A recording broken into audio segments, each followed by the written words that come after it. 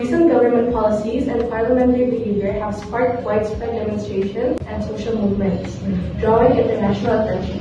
In contrast, such large-scale protests are rarely seen in Japan. How do Japanese citizens usually respond to unfavorable policies, and how do officials address these concerns? Are there also student or civil society movements in Japan?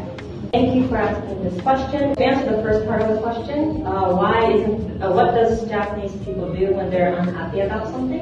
And I think that is a problem. Japanese political participation, especially among youth, is very low. And so it is something that, I feel that because perhaps Japanese people feel a little bit estranged from the political sphere, they don't think that their voice counts. But, and we're a democratic country, of course it counts. And so I think that we don't have and I think that shows in the lack of maybe protests or any riots. Not that we want, a huge violent riots or anything, but at the same time it does show that maybe Japanese, especially youth, are involved in politics.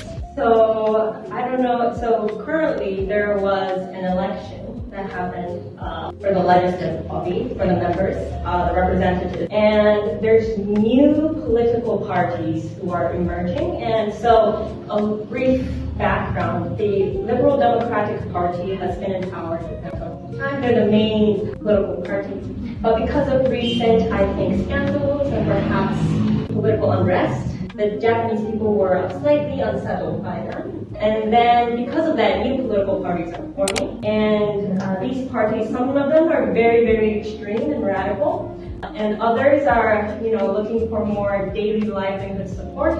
But I think what can be said is that they are calling out to youth. And they're trying to speak to youth and saying that, some old parties might not be calling out. So I think that Japan is also, there is a lack of student movement now, but I think they're in transition. And so I think, yes, it's something that we should be very sensitive to as Japanese youth. Thank you so much.